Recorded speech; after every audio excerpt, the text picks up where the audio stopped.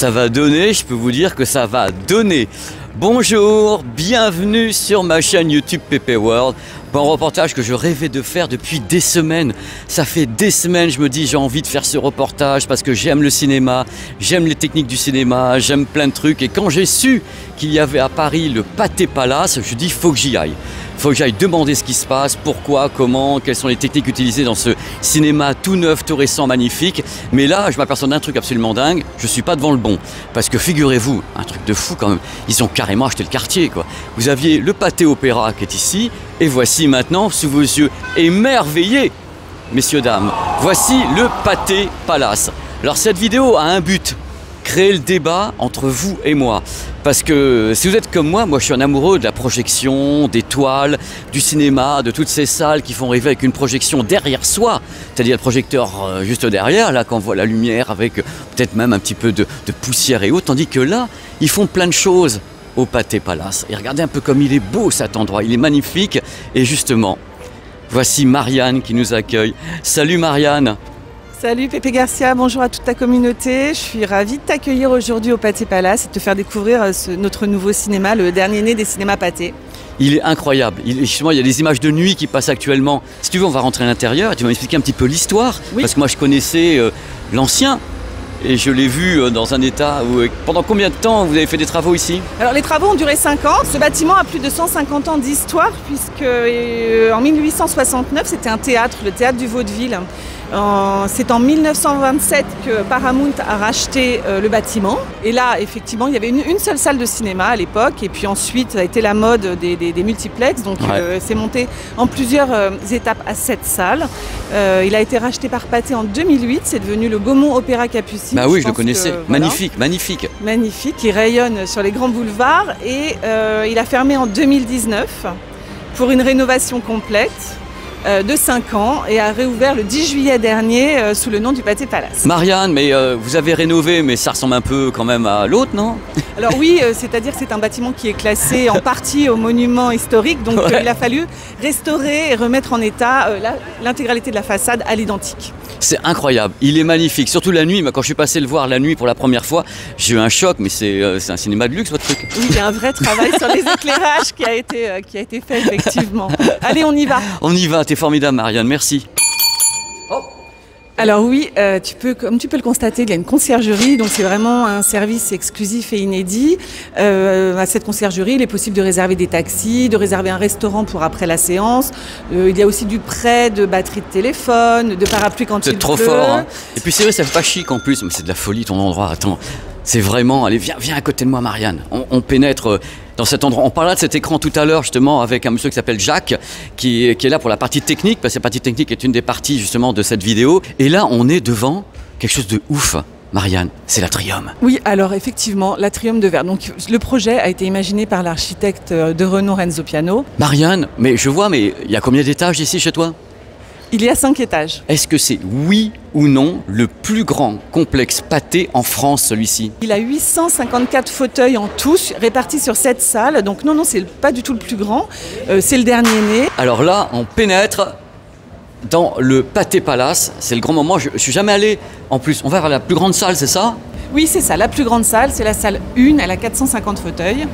Elle est équipée de la technologie Dolby Vision plus Atmos. Ah, alors, ce n'est pas une Dolby Cinéma. Je m'en vais. Alors explique pour les gens qui nous regardent ce qu'est le Dolby Vision plus Atmos. Donc cette salle est équipée de la projection Dolby Vision et du son Dolby Atmos, mais elle n'a pas les fauteuils en cuir inclinable comme dans les autres salles Dolby Cinéma de notre réseau Pathé. Ouais. Elle a des fauteuils qui sont en velours rouge, ce qui nous a permis de garder une grande capacité, ce qui était important pour des grands événements. Et vous avez pas, est-ce que vous avez le prix de la salle Dolby Cinéma ou c'est moins cher? Attends, mais vas-y. C'est beaucoup plus cher. C'est beaucoup plus. Moi j'ai une question avant qu'on pénètre dans la salle numéro 1 Dolby Vision plus Atmos, Marianne. Est-ce que vous avez par contre dans ce cinéma Nouvelle Vague, nouveau, joli avec l'Atrium, une vraie salle Dolby Cinéma avec les grands fauteuils? Non, pas du tout. C'est pas possible. On m'avait vendu ça, on m'a dit viens, il y a les salles Dolby Cinéma avec les grands fauteuils et tout. Marianne, c'est pas possible. Mais viens, je te montre la salle 1 quand même. Ouais, montre-moi la salle 1 quand même. Moi j'aime, ici c'est le côté visite VIP. Moi j'aime beaucoup ça. Il y a du monde. Oh merde.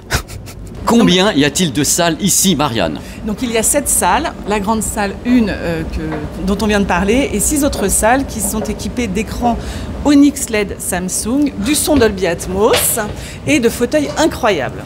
C'est pour ça que je suis ici, il paraît. Oui. Tu vois, les gens ont attendu 10 minutes que tu nous fasses l'atrium pour que maintenant on commence à parler des choses sérieuses. Donc vous avez tout plein de salles Onyx. Alors ce qui est dingue, c'est qu'à ma connaissance, est-ce que vous n'êtes pas par hasard le plus gros complexe en nombre de salles Onyx en France? À Paris, c'est sûr. En France, c'est à vérifier, mais oui, je pense. Je pense que vous êtes le seul complexe. On parlait tout à l'heure avec Jacques du choix, justement, de travailler avec du LED et pas de la projection. Mais il y a un truc, c'est que plus je me balade dans ce complexe, parce que je le découvre, je ne l'avais jamais vu, plus j'ai l'impression que c'est du premium de partout, on va pas se mentir, Marianne. Vous avez même une sorte de bar à vin à la bouteille ici. Mais c'est quoi? Mais ça s'adresse à qui, ce cinéma Pathé Palace? Alors oui, l'idée c'était de pouvoir faire déguster des verres au vin. Donc ce sont 24 grands crus sélectionnés par les caves Taïwan, par les cavistes de chez Taïwan. Ce qui permet de déguster peut-être avant d'acheter. Même le popcorn est goldé. Ça aurait pu être un popcorn pas goldé, mais regardez, même la petite boîte est goldée et tout. Ou bien carrément Platinum Black, quoi. Ils sont incroyables ces gens-là. Édition limitée. Je vous laisse déguster, c'est le cas de le dire. Bon, on ressort, on n'a pas les moyens de payer le parking, mais bon, on est content d'être venu quand même. C'est ça qui est bien.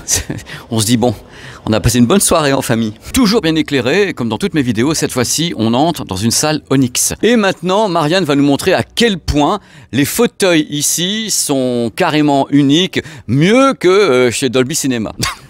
Ça, je ne sais pas, mais en tout cas, ils sont en cuir de couleur camel, ils sont inclinables sur le dos et la tétière séparément pour un confort sur mesure et ils sont chauffants. Et est-ce que par hasard, en plus, vu que visiblement le spectacle est de qualité, est-ce qu'on ne recharge pas son smartphone ou sa tablette? Oui, c'est ça, on peut tout à fait. Il y a des petits branchements pour recharger son téléphone pendant la séance. C'est une bonne idée, ça, franchement.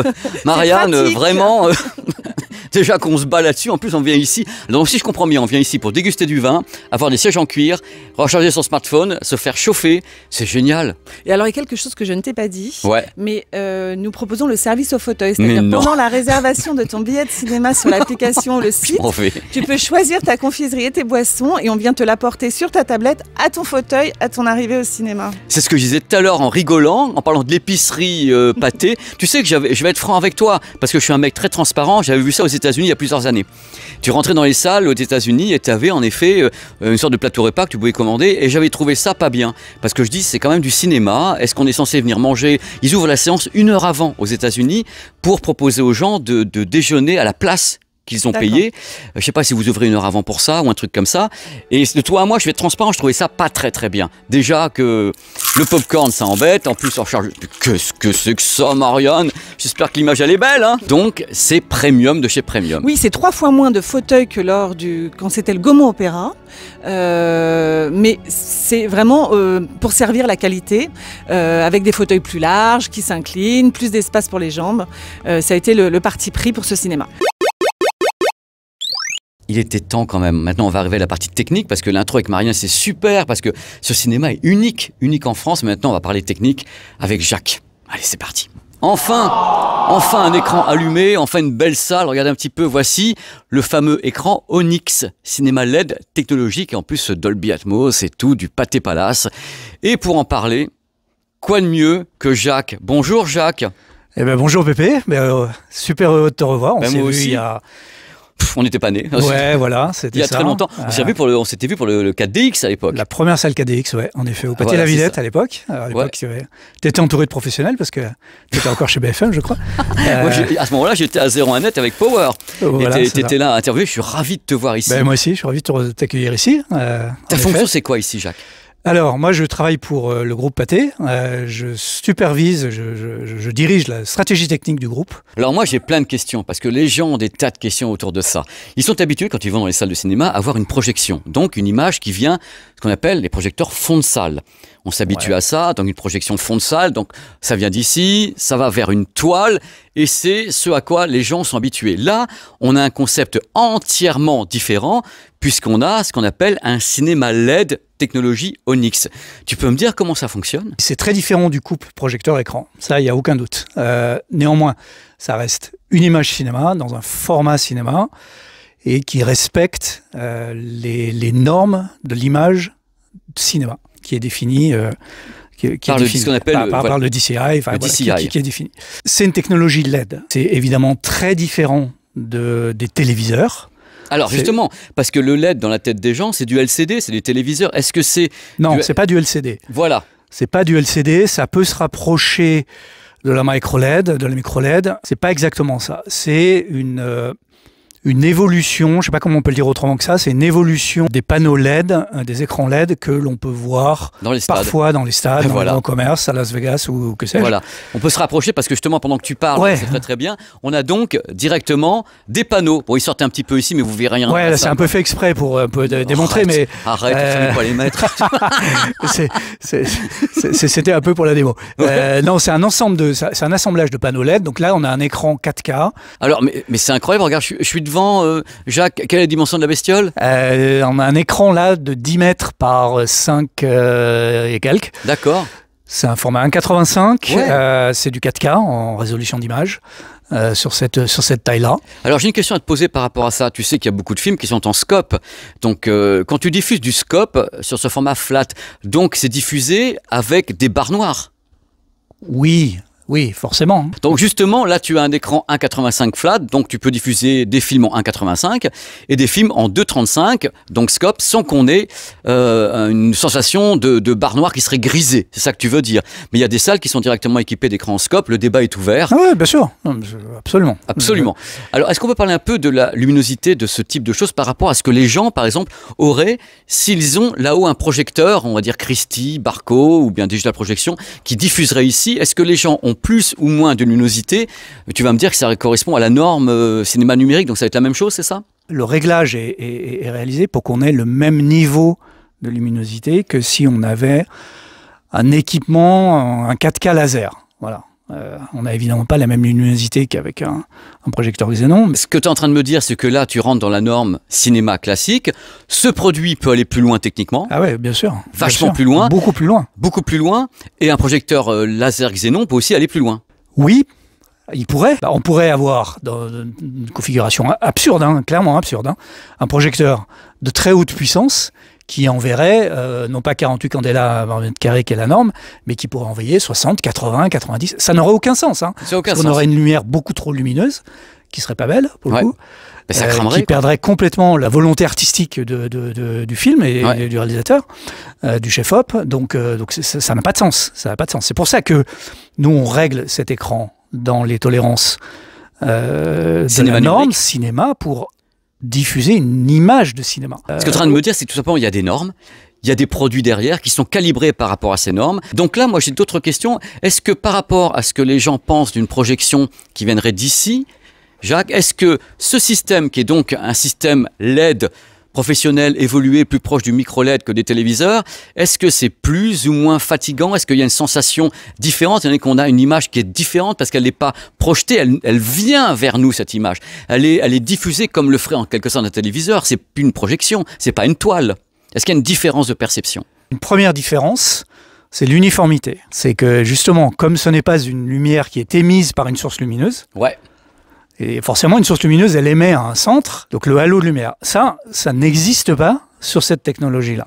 Ça, c'est le premier point. Les niveaux de contraste sont beaucoup plus élevés. Sur ce modèle-là, sur cette technologie-là. Et par rapport au Dolby Cinema, c'est pas le plus élevé de tous, Dolby Cinema avec les projecteurs Christie à 1 million sur 1? Eh ben non, on peut aller plus haut avec mais ça. Non, bien sûr mais que non, si. mais tu tues ma vie.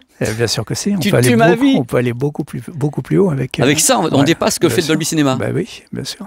Alors tu m'apprends un truc, j'ai envie de pleurer parce que moi je pensais justement que c'était le Graal. Là tu me dis que toute ma vie vient de s'effondrer avec l'Onyx. Alors puisqu'on a parlé de ce fameux halo qui n'existait plus, ça je suis conscient du truc, il n'y a plus de halo comme on a en projection. On a parlé de la luminosité qui était donc dans la norme DCI, donc le cinéma numérique, mais la colorimétrie, c'est la même chose aussi que s'il y avait un super projecteur là-haut ou... Encore une fois, on pourrait aller plus loin. plus haut dans les niveaux. En quelque sorte, on le bride, cet écran, mais on le bride pour le respect des œuvres cinéma et pour le respect de ce qu'a voulu montrer le réalisateur et pas s'approprier et faire ce qu'on veut. Jacques, un truc important pour les gens qui nous regardent, qui sont dans la profession, est-ce que ce type d'écran mérite une maintenance ou c'est quelque chose où Samsung vous dit, bah, ok, ça roule pendant des années, est-ce qu'il y a une maintenance qui est demandée? Ça fonctionne pendant de longues années, il y a une durée de vie qui est très très longue sur ces technologies. Mais évidemment qu'il y a des opérations de maintenance et d'entretien très régulières qui sont à faire, que ce soit au quotidien pour régler l'écran chaque matin, en tout cas vérifier le réglage de l'écran chaque matin. On fait tourner une mire pour s'assurer que ça fonctionne. On la voit à l'écran, on la voit là actuellement. Voilà. Le cas de panne qui peut arriver évidemment, c'est je sais pas, un pixel. C'est ce qu'on allait me dire, un pixel mort. Qui est mort ou qui devient bleu ou que sais-je. Bah, c'est très simple. En vérité, ce qu'on fait sur un des cabinets sur lequel ça apparaît, on retire le petit module qui serait abîmé, on l'extrait, on le remplace, on a des spares, on a des pièces détachées. Est-ce que tu peux me dire un truc, parce que là on voit que c'est modulaire, on voit bien l'interstice quand on s'approche de très près, ça veut dire que ce type d'écran peut être fait de n'importe quelle diagonale du moment qu'on assemble. Il y a des gens qui vont dans des salles de cinéma avec des écrans 20-25 mètres, là tu me proposes un écran de 10 mètres. Moi ma question c'est, alors est-ce que ça, on peut faire vachement plus ou on est quelque part un peu limité par le découpage, parce qu'il faut découper en fin de compte pour afficher toute l'image, il faut donner des ordres ici, tandis que quand on projette, c'est une projection unique qui vient de là-bas, donc il y a une sorte de découpage de l'image, d'un assemblage, uniformité, on peut aller jusqu'où? 12 questions en une. Le mec. Maintenant, on peut aller, en vérité, à l'infini. Ben voilà. Mais, parce qu'il y a toujours un mais dans tout ça, la limite, elle est celle du ratio de l'image. Et la limite, évidemment, au bout du bout, c'est quand même le coût. On y arrive. Forcément. Donc oui, c'est sans limite aujourd'hui. C'était pas le cas jusqu'alors, mais la nouvelle norme qui enfin définit la façon d'installer ces écrans permet notamment maintenant d'avoir un format scope sur l'écran. Sur cet écran-là. On y arrive. Cette technologie-là. On va y arriver, on va y arriver. Samsung sort enfin la technologie Onyx 2, enfin la génération 2 de l'Onyx, qui va aussi notamment permettre d'avoir des formats scope. Peut-être plus adaptés justement à la salle de cinéma. Alors là, grâce à toi, les gens découvrent ou redécouvrent, parce que sur ma chaîne, il y a 5 ans, j'ai fait une vidéo déjà avec l'Onyx, redécouvrent cette technologie, c'était il y a 5 ans. Et toi, tu l'avais vu à quel endroit? Ouais, moi je l'ai vu à CinemaCon, je ne suis pas le seul, mais elle a été montrée pour la première fois, si je ne dis pas d'annerie, à CinemaCon, en 2018, si ma mémoire ne me trompe pas. Et oui, on a tous été bluffés, l'effet waouh quand même de cette image.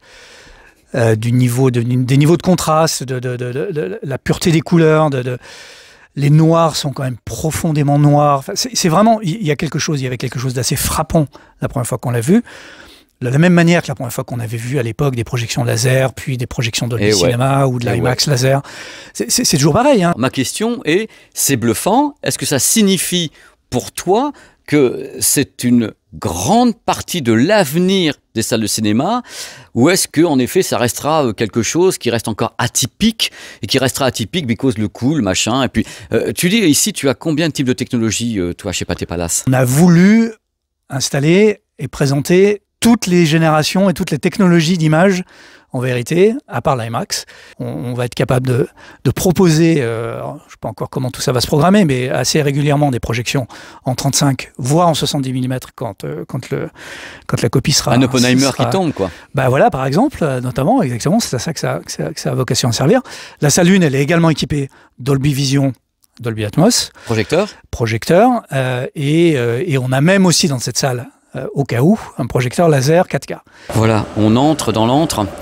Là, vous avez des projecteurs numériques, donc hein, les Christie qui sont ici, 4K. Hop. Les Christie, s'il y a un projecteur 35-70 mm, on l'installe ici sur le rail.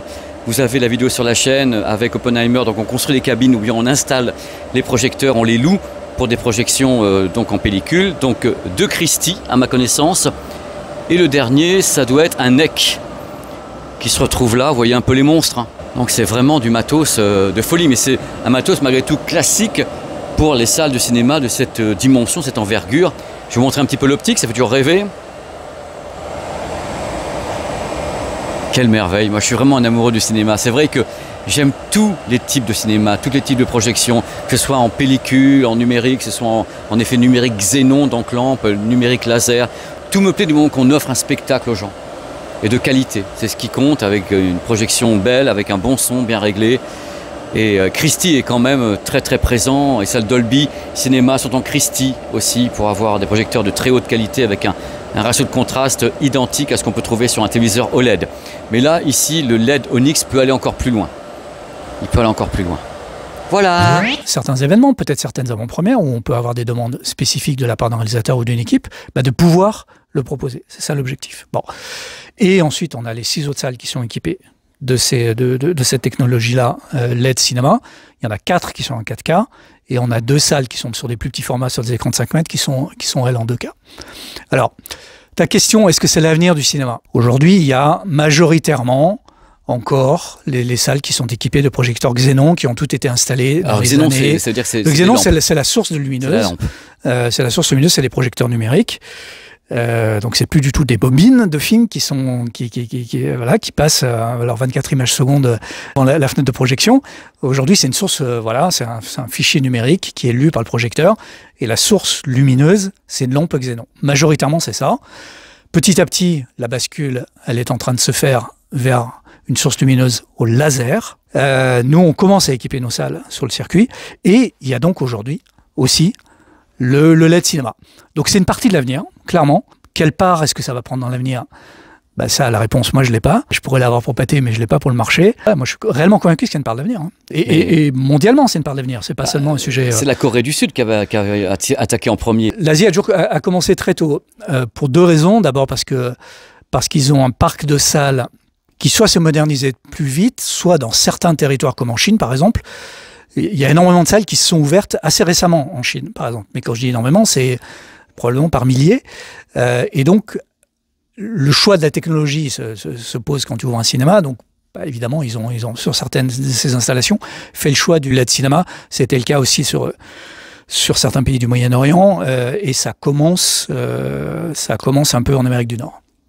Vous, en tant qu'exploitant, est-ce que installer ça serait pas à la longue, étant donné qu'il n'y a pas beaucoup de maintenance, moins cher que d'avoir le projecteur mis en fond de salle avec le changement de la lampe ou bien la durée vie des lasers ou un truc comme ça? C'est une question. C'est une vraie question. Ouais. C'est une vraie question sur les 10-12 ans qui est la durée de vie d'un projecteur. En tout cas, sur les lasers, c'est la durée de vie de la source lumineuse. Voilà. Ça va à 30 000. Hein. C'est-à-dire que au bout de cette durée-là, il va falloir changer les sources lumineuses qui sont aujourd'hui à des prix assez élevés. Alors on verra dans 10 ans ce que ça vaudra une source lumineuse laser, mais aujourd'hui c'est quand même des prix assez élevés. Ça équivaut pas loin du coût du remplacement du projecteur. Quand on se dit que cette technologie-là, aujourd'hui, telle que l'annoncent les fabricants, ils annoncent des durées de vie qui sont plus longues que celle des sources lumineuses, laser, le ratio de financement, ou en tout cas de coût de l'investissement, il se pose. Bon, j'ai bien compris le message. Maintenant, il y a un truc qui m'intéresse, on va en parler, parce que quand j'avais fait la vidéo sur l'Onyx il y a 5 ans avec Samsung, ils n'arrivaient pas à faire, entre guillemets, sortir le son de l'écran. Je parle de la façon la plus claire. Là, est-ce qu'il y a une technologie qui permet d'avoir, par exemple, les dialogues avec le son qui sort d'ici, ou bien on continue à fabriquer les dialogues en utilisant un système de mapping audio avec les haut-parleurs qui sont au-dessus? Nous, on a développé avec... C'est qui vous? Nous, Pathé. Oh non, non. On a développé avec ADDE, c'est pas nous, Pathé, c'est avec notre partenaire ADDE. Donc ADDE, c'est notre intégrateur sur les chaînes cinéma. On a développé spécifiquement ce Dolby Atmos pour le LED cinéma. Comment on s'y est pris? On a utilisé notre salle à Lyon, parce qu'à Lyon-Bellecour, on a une salle Onyx qu'on avait installée en 2019. On l'a upgradé en Atmos. On en a fait un laboratoire. On a travaillé avec ADDE pour calibrer correctement un véritable Atmos, orienter les enceintes de la bonne manière pour recréer une sorte de centre virtuel. Voilà, parce que, évidemment, vous l'avez tous compris, comme c'est un écran solide, c'est pas une toile d'écran. Voilà. Parce qu'il faut savoir que dans les salles de cinéma, ce sont des écrans qui sont acoustiquement transparents. Donc on met les enceintes derrière. Là, c'est un élément solide. Donc normalement, on met rien derrière. Il faut jouer de malice. On peut rien mettre derrière. Enfin, on peut rien mettre. Rien. On peut pas. C'est pas possible. Les enceintes qui sont normalement derrière l'écran, on les a mis en périphérie. Ce que vous voyez là, qui apparaissent dans la salle, ce sont les enceintes d'ambiance du Dolby Atmos, donc c'est pas du tout les voix de scène. Les voix de scène, elles sont cachées derrière le tissu qui entoure l'écran. Cette chaîne sonore Dolby Atmos qu'on a développée avec ADDE, Dolby l'a certifié, donc on a vraiment des Dolby Atmos. Donc ça veut dire que vous avez créé votre propre technologie qui garantit que malgré le fait qu'il y a un écran solide, les gens auront du Dolby Atmos de façon tout à fait professionnelle. Et réellement, il n'y a pas de différence. Il n'y a réellement pas de différence. Si on reste sur les aspects technologie, c'est très unique parce que c'est le seul et le premier cinéma de Paris qui est full Atmos. Toutes les salles Atmos. Les 7 salles, pardon, j'en savonne, les 7 salles sont équipées Atmos. La grande salle, évidemment avec son Dolby Vision Dolby Atmos, et comme je disais, les 6 salles Onyx sont toutes équipées d'une chaîne sonore Atmos, y compris les 2 écrans de 5 mètres. Il y a un truc qu'il faut que tu me dises pour finir. Tu sais, bon, la 3D n'est peut-être plus forcément en odeur de sainteté, mais ce système, est-ce qu'il ne permettrait pas d'avoir une 3D encore plus performante qu'avec une projection? Oui, tu as raison. La 3D est spectaculaire sur cette technologie. Il faut le dire comme ça. Il y a très peu de pertes de lumière et de couleurs. Plein de raisons qui sont assez complexes à expliquer là. Mais je vous invite vraiment tous à la communauté de PP de venir tester les mecs, mais la 3D draguer mes petits carrément, loups, toi. Exactement. J'en suis pas encore à donner mon Insta, mais je crois pas. La 3D est vraiment au-dessus des autres offres de 3D ou des autres technologies de 3D qui existent sur le marché. On va aller un peu à l'entrée tout à l'heure pour voir ton bel écran en bas et on va dire au revoir. Avec plaisir, allons-y. Ouais, c'est ça. Jacques, pour finir, vous avez un bel écran ici. Il est grand, il est beau. Et oui, dernière installation technologique dans ce bâtiment, dans ce magnifique cinéma. C'est un écran DeWalt, donc ça c'est la technologie de Samsung. Mais tout est Samsung ici, vous avez même mis un DeWalt, un petit DeWalt de 12 mètres de large. Samsung est l'un de nos partenaires technologiques sur ce projet. Près de 55 mètres carrés, il fait 12 mètres sur sa base. C'est un 12 mètres que vous avez. Ouais. Je vais vite parce qu'il y a des droits sur les images. Hop, c'est bien, à 1000 € le pouce, on est content. Mais franchement, c'est scandaleux. Je te laisse. 4K ou 8K? 8K, celui-ci. Oh la vache. Je voulais te remercier, mais te remercier vraiment d'avoir été là et ton humour et tout. Et j'espère que les gens sont maintenant bien renseignés. Écoute, merci à toi. Merci à toi pour toute cette longue visite et tous ces échanges. Et puis à très vite pour une prochaine. Très vite. Je laisse les gens commenter et dire, voilà, parce que ce qui est important, c'est de créer un débat sur cette chaîne. Bien sûr, et de venir découvrir le Pâté Palace. Ça y est, c'est indiscutablement. Merci à tous. C'est parti.